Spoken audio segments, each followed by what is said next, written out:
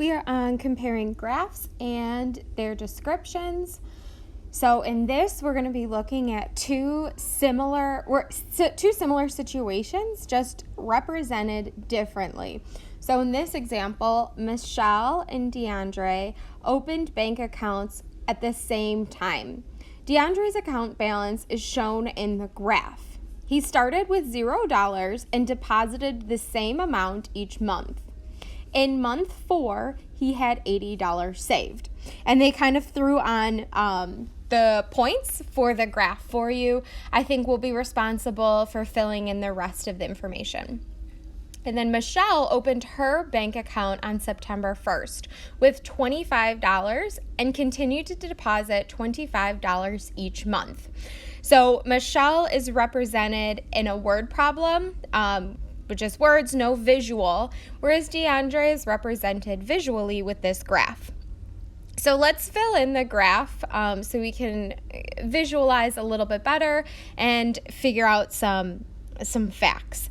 So number 1, use what you know about DeAndre's account to determine the scale for each axis and interpret the origin of the graph. Explain your reasoning. Okay, so we know that the x-axis is our independent variable, the thing that happens on its own without relying on something else. So in this case, it's going to be DeAndre depositing his money every month. Month is our independent variable. Okay, now let's just scale maybe each line represents 1 month. So 0 months, 1 month, 2 months, 3 months, 4 months, 5 months, 6 months, 7 months, 8 months, 9 months, 10 months, or 11 months. Okay, so if this is our months, then the y-axis will be what he's doing every month, which is the amount of money he has in his account.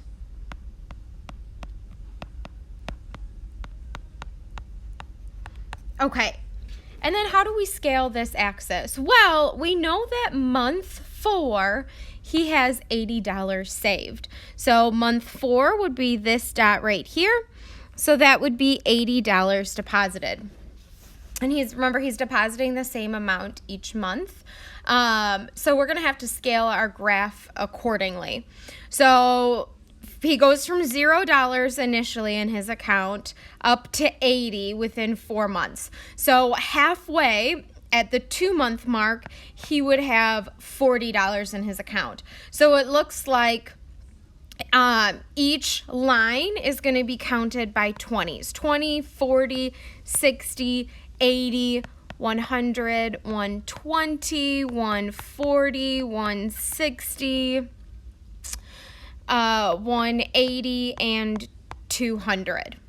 Okay, now it does say that he deposits the same amount each month.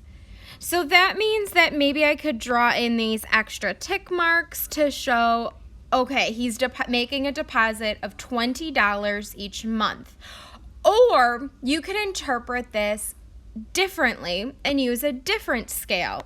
Either one is totally fine. So if I looked at this as the perspective of, let me erase that, as this first dot is month 1. This second dot is month 2.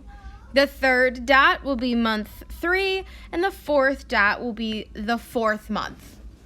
Then on the 4th month, so this top dot here, he will be at $80. Okay, 4th month, $80. So that means we need to figure out how to scale our graph accordingly. So it'll still be the $20 per month. So 20, 40, 60, 80. Okay, so either way that you draw your graph, whether you drew it scaled it by the months by 1 for every tick mark, which I did in purple, or you scaled it like I did in blue, you still get the same results. Each month, DeAndre is depositing $20. So we've determined the scale of each axis. We've labeled our axes. Now we need to interpret the origin of the graph. And the origin of the graph, let me change colors, is this dot right here. What does this dot mean? So the coordinate for that particular point is 0, 0.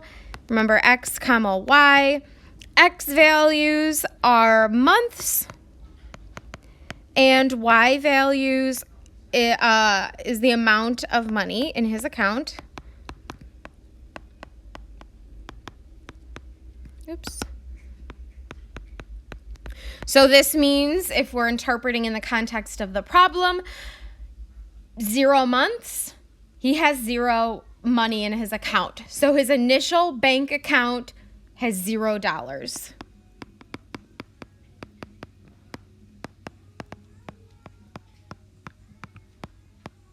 Okay.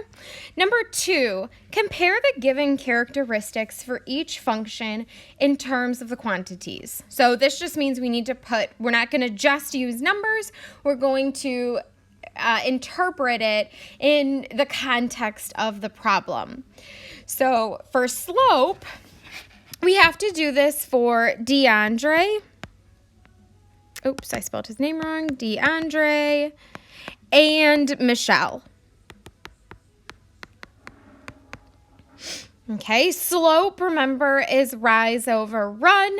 It'll be rise over run, which is our y values over our x values. And we'll continue doing this all section long, so don't worry if it doesn't come quickly to you.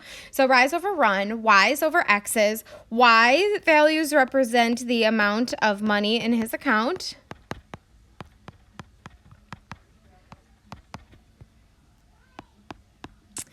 And X represents months. Okay, so how much money is he depositing each month?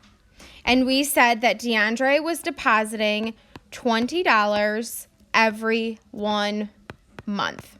So that would be my slope here, $20 each month. Now, Michelle doesn't have a graph. I can't look graphically at what we're doing. However, it does say that she opened her bank account with $25 and continues to deposit $25 each month.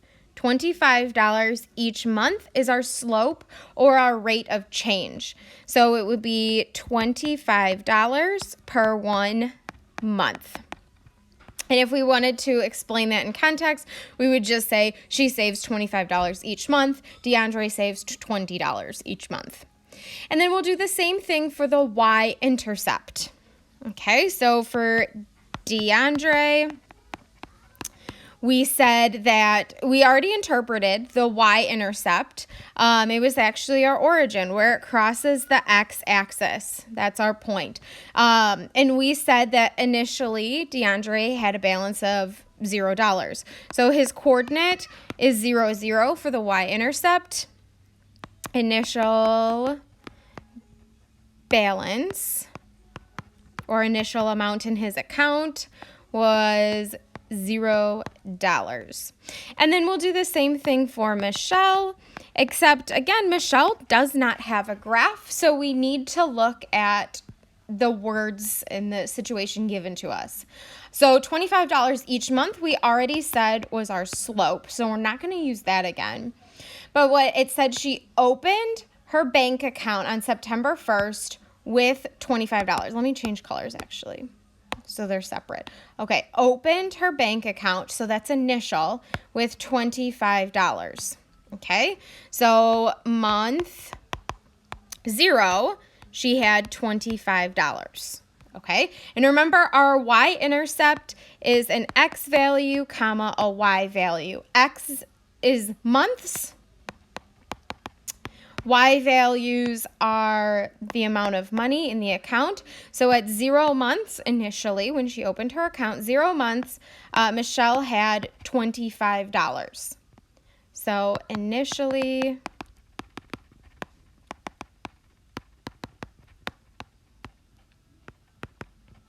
$25. Okay. Number 3, use what you know about sequences to predict how much money they will both have in 24 months.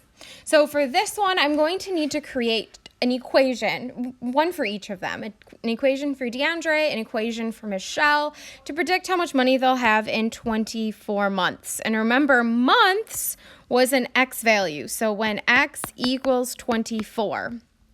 So for DeAndre, we have Y equals MX plus B. M is our slope. B is our y-intercept. So we'll plug in the values because we already have them. We already have slope. We already have y-intercept.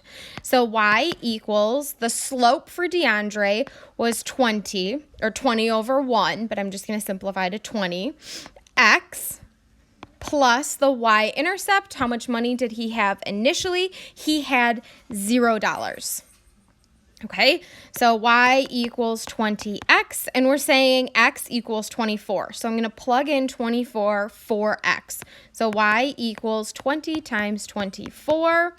So y equals $480. So explaining that in the context, DeAndre will have $480 in 24 months.